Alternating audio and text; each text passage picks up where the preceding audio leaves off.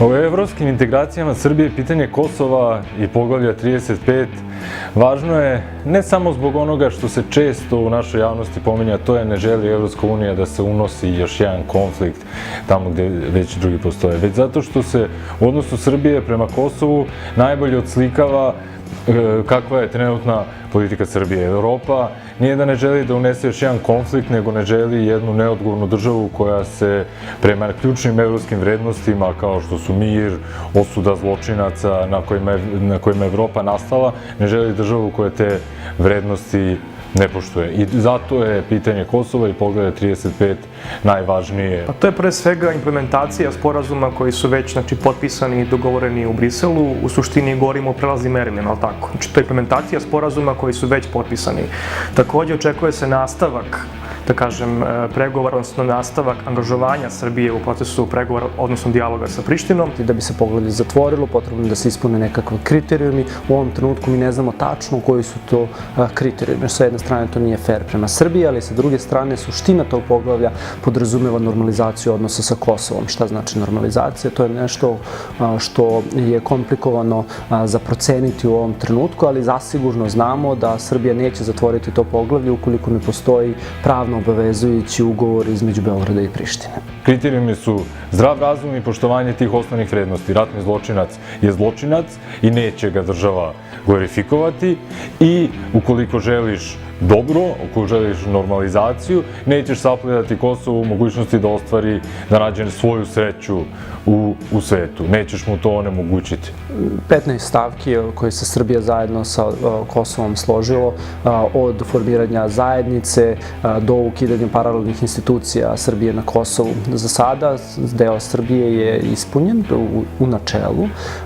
Ostaje na kosovskoj strani da ispuni obaveze u tačkama od 1 do 6, veći deo ugovora koji se zapravo odnosi na formiranje zajednice srpskih opština. Implementacija sporazuma iz Brisela, kažem sporazuma o množini, je definitivno veliki izazov i to na čemu će morati još dosta da se radi. Međutim, krivica za neimplementaciju sporazuma nije isključivo na Beogradu, nego i na Prištini. Političke elite su te koje negiraju kosovsku nezavisnost već 10 godina, nije to društvo u Srbiji. Unutrašnji dijalog mi vidimo kao šansu da bi se taj odnos promenio, znači da bi i ljudi, svi mi ostali van političkih elita, mogli da iznesemo neki zdravorazumski stav utemeljen na realnosti koji se tiče odnosa Srbije i Kosova. Unutrašnji dijalog za sada ne postoji. Dakle, imamo najavu potencijala za unutrašnji dijalog. Međutim, ukoliko taj unutrašnji dijalog podrazumeva unapred određena rešenja, niko ne želi da bude deo tog dijaloga. Unutrašnji dijalog, kada je počelo da se govori o njemu, jednostavno se zanemaruje to da uopšte postoji poglavlje 35, nego se govori o tome kao da mi tek treba da formulišemo neku politiku prema Kosovu i da neke crvene linije postavljamo kao da je sad 2007. godina, a ne 2017. godina. Meni se čini da taj dijalog služi za široke narodne mase i za međunarodnu zajednicu, odnosno njegova najava, a da zaista do dijaloga unutrašnjeg neće doći. Jer ukoliko bi postojala zaista želja za tim dijalogom, taj dijalog ne može trajati nekoliko meseci. Ono čemu danas svedočimo, a to je saplitanje Kosova na svakom koraku u njegovim međunarodnim odnosima, glorifikacija zločinaca koji su vršili ratne zločine na Kosovu 98. i 99. To sigurno nije deo procesa normalizacije, već naprotiv, i to je ono što će predstavljati sigurno kočnicu u evropskim integracijama. Ono što je sasvim izvesno jeste da nikakve podele Kosova neće biti, da će država Srbija morati, naravno ukoliko hoće da postane članica Evropske unije, da raspusti u potpunosti svoje institucije na Kosovu i da se one u potpunosti integrišu u pravni sistem Kosova. Važno je da se mi opredelimo i da kažemo da mi želimo evropske integracije, to nam je najvažnije. Želimo za nas, želimo i za građane Kosova. Hajde da vidimo kako mi to na dva koloseka koji su međusobno jako povezani idemo prema tom cilju i onda se srećemo sledeći put u Evropskoj uniji. I veliki je problem što se nekako to pogleda zanemaruje u potpunosti i kada se o njemu govori u javnosti uvek se dovodi u vezu sa priznanjem nezavisnosti Kosova, što se uopšte ne nalazi u tom pogledu, niti može se nalazi, pošto nisu sve članice Evropske unije saglasne oko toga da je Kosovo nezavisna država. Barem otvoriti pitanje na koji način mi ostvarujemo svoju sreću i svoje interese time što blokiramo Kosovo u njegovim evropskim integracijama ili dalje u razvoju međunarodnih odnosa i omogućavanju nekog normalnog života koje te integracije i razvoj međunarodnih odnosa sa sobom donose. Podsjećam vas da vizna liberalizacija koju već dobrih 8 godina građani Srbije uživaju putujući po zemljama Evropske unije ne važi za Srbe sa Kosova.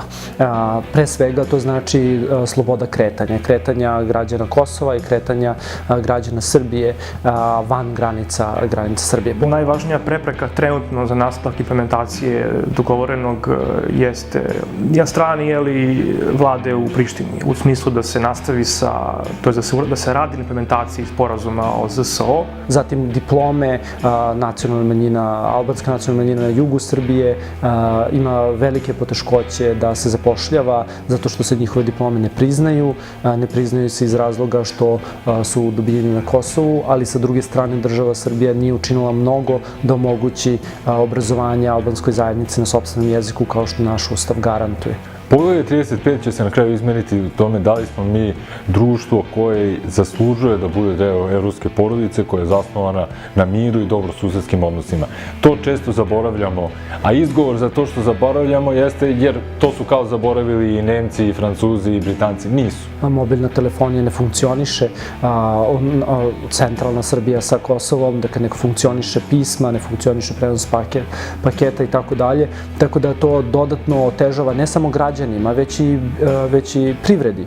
Privreda ima jak interes da sarađuje zbog toga što dobar deo onoga što Kosovo uveze je zapravo proizvedeno u Srbiji. Ako na kraju budemo sposobni da se pogledamo ogledalo i da kažemo mi smo u ovom poglavlju 35 stvarno napravili napredak i ako to dobijemo i od Evrope kao potvrdu, onda možemo za sebe da kažemo, za svoje društvo, da smo zreli da budemo deo te evropske porodice, da zaista delimo vrednosti na kojima je ta evropska porodica naroda nastala.